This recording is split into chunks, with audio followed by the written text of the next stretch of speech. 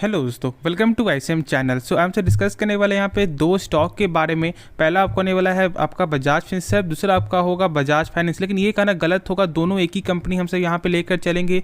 और जानते हो कि ऐसे तो आपका जो बजाज फिनसर्व जो है ना, वो 52.92% स्टेक रखती है बजाज फाइनेंस का। तो यानी जब आपको बजाज फाइनेंस का जब आपको नंबर जो आपका सही आएगा तो फिर यहाँ पे भी आपको सपोर्ट जो है वो मिलते हुए आपको दिखाई देगा। और ये लगभग सारे लोग ही आपको जानते हैं। डिस्कस करेंगे इस वीडियो में, पूरा अंत तक जरूर देखना। लेकिन एक चीज़ मैं बता दूं कि आज आपने देखा होगा कि जो यहाँ पे लगभग 20% यहाँ पे गिरावट हो रहा है आपको, जो किस ग्रुप में, आपका अदानी ग्रुप में, ठीक है। 20%, 15%, 5%, यानी कि लगभग 10 स्टॉक में से जो है, यानी जो 10 जो स्टॉक है जो लिस्टिंग है उसमें से लगभग 8 स्टॉक जो यहाँ पे गिरावट ही है। मतलब इतना ज़्यादा गिरावट की यहाँ पे लोग इतना ज़्यादा डर रहे हैं, इतना ज़्यादा पैनिक हो रहा है। तो देखो इसके बाद जो नेक्स्ट वीडियो आपको आने वाला है तो ज़रूर से देख लेना। इससे क्या होगा कि आपको पूरा डाउट यहाँ पे क्लियर होगा कि यहाँ पे इतना ज़्यादा गिरावट क्यों हुआ, क्या असल वजह, क्योंकि बहुत सारे लोग जो यहाँ पे सही से आपको जो एक्सप्लेन नहीं कर पा रहे। तो एक बार देख लेना। मैं पूरी कोशिश करूँगा उस वीडियो में कि उसके बाद आपको एक भी वीडियो देखने की ज़रूरत नहीं पड़ेगी कि यहाँ पे गिरावट क्यों हुआ है और क्या ये गिरावट ज़्यादा देर तक क्या टिकेगा या फिर नहीं टिकेगा। तो अंत तक ज़रूर देख सकते हो उस वीडियो को भी, जो मैं इसके बाद यहाँ पे डालूंगा।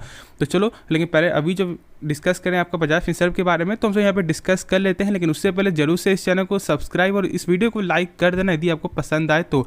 चलो स्टार्ट करते हैं। अब यहाँ पे देखोगे तो आज जो आपका बजाज फिनसर्व का फ्लैट क्लोजिंग देखने को मिला है। लेकिन एक चीज़ आप गौर करोगे तो निफ्टी 50 जो है ऑलमोस्ट 200 पॉइंट से भी ज़्यादा यहाँ पे गिरावट आपको देखने को मिला है। साथ साथ इतना ज़्यादा प्रेशर है कि जहाँ पे आपका जो रिलायंस जो स्टॉक गिरावट नहीं, उतना ज़्यादा गिरावट नहीं होता है ऐसे आप हल्के पे, और लगभग 3% यहाँ पे गिरावट आपका हुआ है, ठीक है। तो अब खुद यहाँ पे आपको समझ में आ रहा है कि कितना ज़्यादा प्रेशर था। लेकिन उसके बावजूद भी यहाँ पे फिनसर्व और आपका फाइनेंस में उस गिरावट नहीं हुआ है। हाँ, फिनसर्व में आपका फ्लैट है, लेकिन जो है आपका फाइनेंस में कुछ ना कुछ गिरावट देखने को मिला है। लेकिन चलो ठीक है। और उसकी सपोर्ट क्या था आपका, नंबर का आपको आना।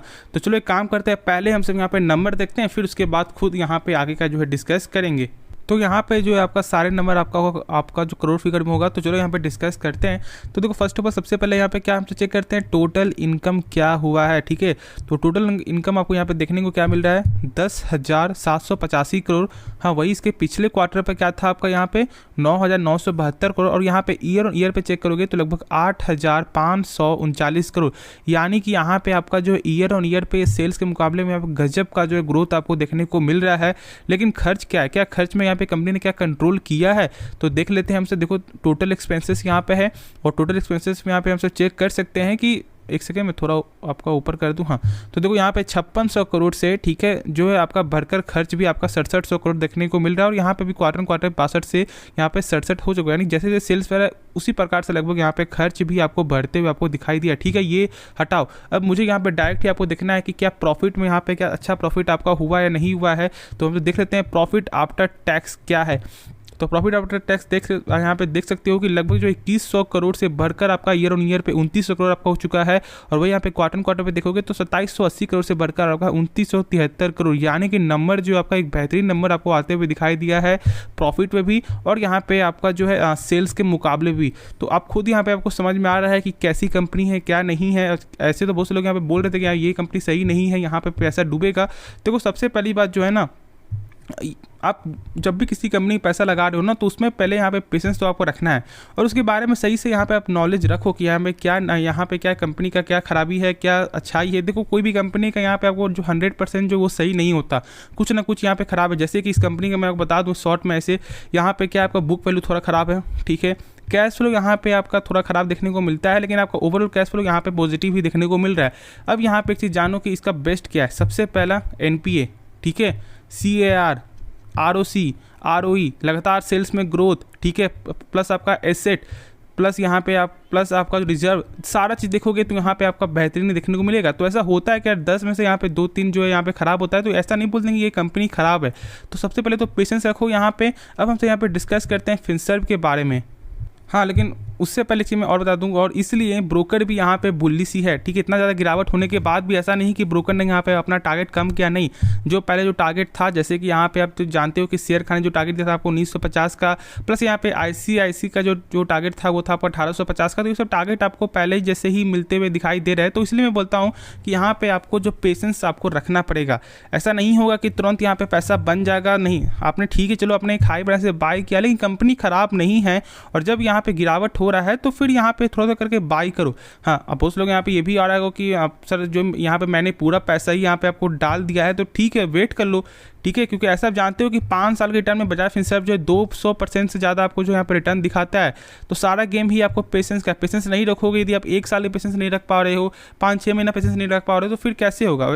तो इस प्रकार से शेयर मार्केट ऐसा नहीं होता कि हमेशा यहाँ पे गेन ही होगा, ठीक है, यहाँ पे मौका मिलेगा और ये भी मौका ही है एक तरह से यदि आप समझोगे तो बस अभी थोड़ा वेट कर लो। इसलिए मैं बोल रहा हूँ क्योंकि देखो अभी यहाँ पे टेक्निकल कमजोर है फॉर द शॉर्ट टर्म के लिए, लेकिन लॉन्ग टर्म के लिए यदि आपने बाई किया हुआ है 1600 में या उससे ऊपर के लेवल पे, तो फिर यहाँ पे आप क्या कर सकते हो, धीरे धीरे करके, ठीक है, यहाँ पे आप बाई करो। यानी जैसे कि मान लो आपने बाई किया हुआ 10 स्टॉक, तो एक एक स्टॉक करके बाई करो, ठीक है। यदि आपने बाई किया हुआ 20 स्टॉक, तो फिर 2-2 करके बाई करो।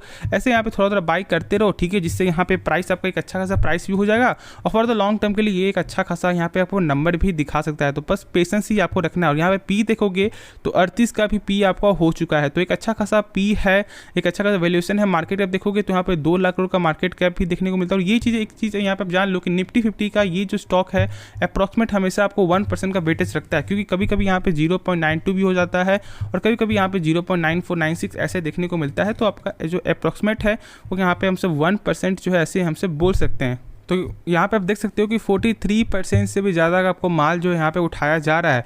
और यहाँ पे खुद समझ में आपको आ रहा है कि यहाँ पे क्या हो रहा है। लोग यहाँ पे ज़्यादा भरोसा करते हैं इस कंपनी में, क्योंकि इस कंपनी का लगातार सेल्स यहाँ पे ग्रोथ भी है। और इस बार जो अभी जो फिलहाल आपका बजाज फाइनेंस का भी नंबर बहुत ही बेहतरीन कंपनी ने यहाँ पे शो किया है। अब एक चीज़ यहाँ पे जानो कि एनपीए जो मैंने बताया था वो होता है क्या, क्योंकि जब इसके बारे में नॉलेज नहीं होगा तो फिर यहाँ पे डाउट भी आपका क्लियर नहीं होगा। देखो यहाँ पे NPA equal to bad loan होता है, यानी जैसे कि मान लो आपको कंपनी ने बैंक नहीं दिया, आपको लोन दिया, ठीक है, और आपने 3 महीने तक एक भी किस्त जो है पे नहीं किया है, तो फिर बैंक को क्या लगेगा कि उनका पैसा मिलना बहुत ही कम चांस है, ठीक है। तो आरबीआई के अनुसार किसी भी बैंक का, किसी फाइनेंशियल कंपनी का जो एनपीए है वो यहाँ पे 3% से ज़्यादा आपका नहीं होना चाहिए, ठीक है। तो यहाँ पे जो आपका बजाज फाइनेंस का कितना है 0.52%, ठीक है। तो आपको खुद यहाँ पे समझ में आ रहा है कि एनपी कितना बेहतरीन देखने को मिलता है। प्लस इसके बैकअप के लिए भी, यानी कि CAR, ठीक है, जो भी आपको मैंने बताया था आपको जो स्टार्टिंग में ही, तो यहाँ पे CAR का मतलब क्या होता है, कैपिटल एडिक्वेसी रेशियो, यानी कि एक ऐसा रेशियो जो यहाँ पे ये बताता है, जैसे कि मान लो यहाँ पे बैंक का जो एनपी 4% हो जाता है, 5% हो जाता है, तो क्या उसके बैकअप के लिए क्या पैसा है या नहीं। और आरबीआई के अनुसार जो है कम से कम 9% का बैकअप आपका होना चाहिए। और यहाँ पे कितना है आपका जो बजाज आपका फाइनेंस का 25%, यानी कि यहाँ पे कैश जो है ना, कैश की कोई कमी नहीं है इस ग्रुप में। और इसलिए मैं बोल रहा हूँ कि यहाँ पे सारा गेम आपका पेशेंस का है, बस टाइम दो, सीखो। और यदि यहाँ पे आप चेक करोगे जो बजाज फाइनेंस का, तो यहाँ पे आप देख सकते हो कि बजाज फाइनेंस का भी 54.71% जो है आपको यहाँ पे डिलीवरी देखने को मिल रहा है। तो बस अब मैं नहीं बोलूँगा, सारा गेम ही पेशेंस का है। प्लस यहाँ पे एक चीज़ और जान लो कि कंपनी का जो बिजनेस है वो यहाँ पे 2 सेक्टर पे डिवाइड होता है। पहला तो फाइनेंस है, दूसरा आपका इंश्योरेंस है। और ये दोनों मार्केट जो है फॉर द लॉन्ग टर्म के लिए है, क्योंकि देखो फाइनेंस भी ये जानते हो कि यहाँ पे आगे बढ़ेगा और इंश्योरेंस में। और अभी बहुत से लोग यहाँ पे इंश्योरेंस को ये सही नहीं समझते, उनको ऐसा लगता है कि पैसा बर्बादी है, लेकिन अब बहुत से लोग मार्केट में आ भी रहे हैं, बहुत से लोग यहाँ पे इंश्योरेंस बाय भी कर रहे हैं। अब ऐसे यदि आप चेक करोगे बाहर के देशों के मुकाबले, तो अपना जो है अपना देश जो वो बहुत ज़्यादा पीछे है इंश्योरेंस के मामले में, क्योंकि लोग बाय नहीं करते हैं।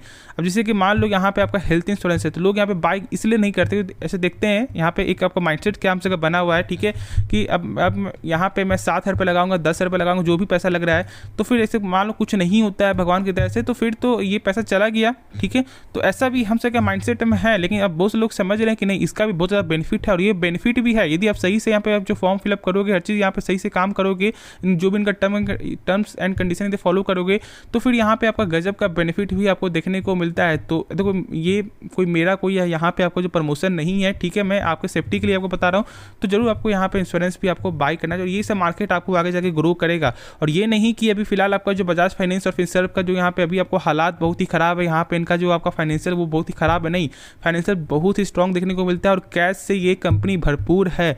तो इसलिए बस आपको टाइम देना है, सीखना है और मार्केट में आपको बने रहना है। यदि मार्केट में नहीं रहोगे, यहाँ पे नहीं यहाँ पे यदि आप समय नहीं दोगे, तो फिर यहाँ पे आपका पैसा जो है वो यहाँ पे नहीं बन पाएगा। और मैंने सारा कुछ ही आपको दिखाया है कि क्या फाइनेंशियल है। हाँ, एक चीज़ और मैं यहाँ पे भूल गया कि जो कैश फ्लो क्या होता है, ठीक है, जो मैंने बताया था कि कैश फ्लो थोड़ा ख़राब है ना। देखो कैश फ्लो, यानी कि यहाँ पे ये समझ लीजिए कि मान लो कंपनी का जो भी सामान बिक रहा है, क्या उसका पैसा यहाँ पे आपको रिटर्न मिल रहा है या नहीं मिल रहा है, तो इस कंपनी का यहाँ पे नेगेटिव देखने को मिलता है, ठीक है, इसके मामले में। लेकिन जहाँ पे कंपनी जहाँ पे आपको इन्वेस्ट कर रही है, जहाँ पे फाइनेंस कर रही है, तो उस हिसाब से यहाँ पे पूरा जो दोनों मिलकर आपका क्या हो जाता है, एक जो है पॉजिटिव ही बन जाता है।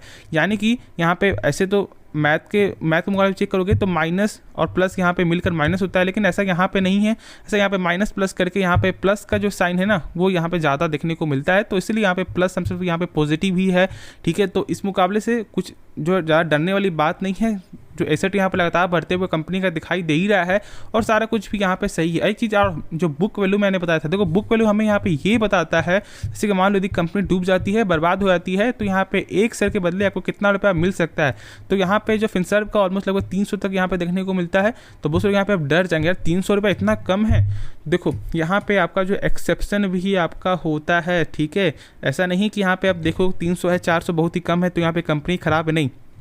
अब जैसे यहाँ पे आप चेक करोगे टीसीएस का, इन्फोसिस का, तो यहाँ पे भी आपका जो है बुक वैल्यू बहुत ही कम देखने को मिलता है। तो क्या आपसे ये बोलेंगे क्या वो कंपनी खराब है क्या? नहीं, ऐसा तो नहीं है ना। आप यहाँ पे हर चीज़ देख रहे हो, तो बस मैंने वही कहा कि ऐसा नहीं कि 10 में से यहाँ पे 2 का फंडामेंटल खराब है तो हमसे बोल दे कंपनी खराब है, नहीं। बाकी का जो यहाँ पे देखोगे फंडामेंटल तो बहुत स्ट्रॉन्ग देखने को मिलता है इस कंपनी का। तो बस सारा गेम पेशेंस रखो, ज़्यादा कुछ होगा तो जरूर से आप कमेंट में बता सकते हो कि यहाँ पे क्या ऐसा आपको लग रहा है कि क्या यहाँ पे गिरावट होगा फिर तेज़ी होगा। और आप कमेंट जरूर बताओ कि आपके पास जो है कितने क्वांटिटी है इस कंपनी के, ठीक है। और मैं वेट करूँगा और मैं उसके बारे में बताऊँगा भी कि क्या करना चाहिए, तो ज़रूर से आप कमेंट बताना। और जो नेक्स्ट वीडियो जो मैं आपको डालने वाला हूँ, ठीक है, वो ज़रूर देख लो, क्योंकि बहुत मार्केट में गिरावट हुआ है और उस ग्रुप का तो यहाँ पे हालत भी थोड़ा ज़्यादा ही ख़राब आपका हो चुका है, लोग इतना पैनिक हो चुके हैं। तो देख लो उस वीडियो को, जरूर उसमें बहुत कुछ आपको सीखने को मिलेगा। तो चलो यार इस वीडियो को अंत करते हैं, लेकिन उससे पहले जरूर से इस चैनल को सब्सक्राइब और इस वीडियो को लाइक कर देना और दोस्तों में जरूर से शेयर भी कर देना। तो मिलते हैं नेक्स्ट वीडियो में, तो तब तक के लिए धन्यवाद।